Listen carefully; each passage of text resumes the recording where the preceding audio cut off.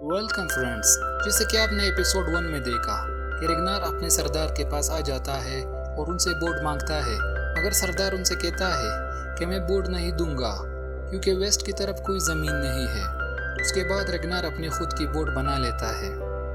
तो आइए देखते हैं कि अगले एपिसोड में क्या होता है। तो दोस्तों, दूसरा एपिसोड शुरू होते ही रेगनार और उसका भाई रोलो अपने दोस्त हेरिक के पास आ जाते हैं, जहां और भी लोग होते हैं।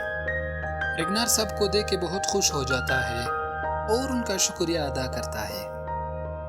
उनमें से एक कहता है कि रेगनार हमें क्यों बुलाया है, जिस पर रेगनार जवाब देता है कि हमें कोई काम नहीं करने को, जिस पर सब शोर मचा लेते हैं। मगर रोलो को गुस्सा आ जाता है और उनसे कहता है कि रेगनार की बात गौर से सुनो।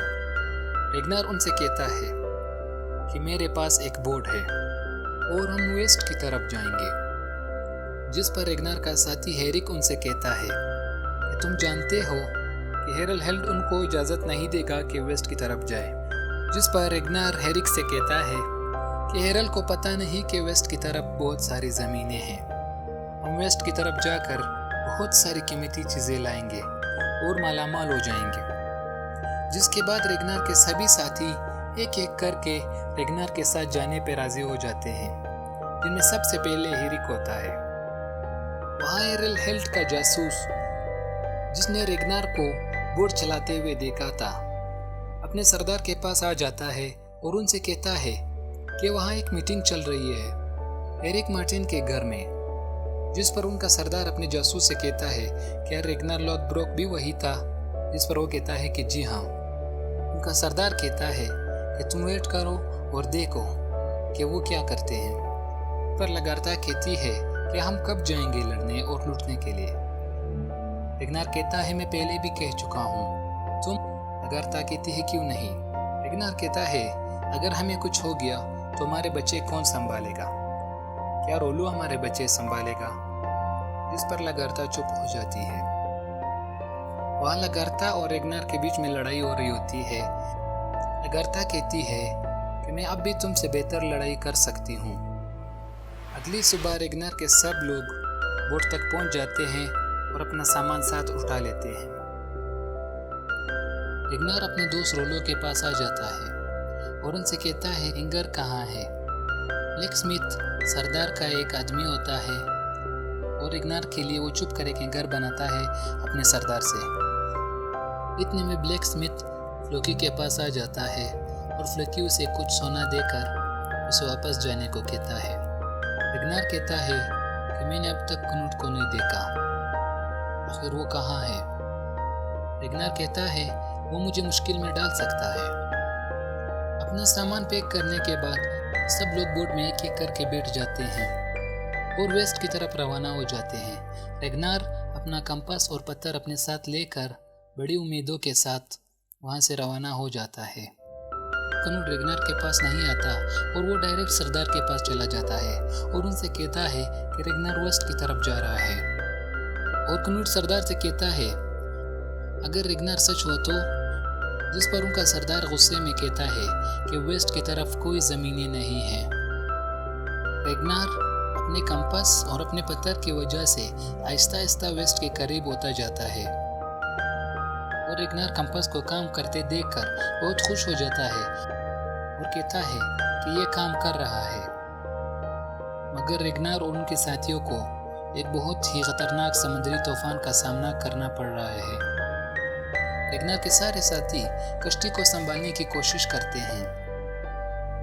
एथेल्स्टेन और उनके साथी तूफानी बारिश को देखकर बहुत खौफजदा हो जाते हैं और उसको कयामत समझते हैं।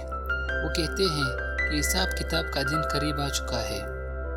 फ्लोकी बोर्ड में डरा हुआ बैठा होता है, जिस पर रेगनार उसके पास आता है और उनसे कहता है कि क्या फ्लोकी तुम डर गए हो। फ्लोकी कहता है हाँ मैं डरा हुआ हूँ, तुम लोगों के लिए नहीं मगर अपने बोट के लिए जो मैंने बनाई है।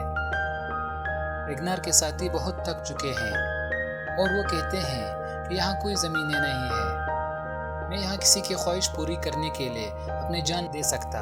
उस पर आखिरकार रेगनार को गुस्सा आ जाता है और उस शख्स को मार देता है। कुछ सफ़र करने के बाद आखिरकार रेगनार अपने साथियों से कहता है कि परिंदों को छोड़ दो। अगर परिंदे वापस नहीं आए तो मतलब यहाँ कोई ज़मीनें नहीं है। अगर परिंदे वापस आ गए तो इसका मतलब यहाँ पर ज़मीनें हैं। वहाँ सरदार को पता चल जाता है कि ब्लैक स्मिथ ने रेगनार के लिए एक हैंगर बनाया है।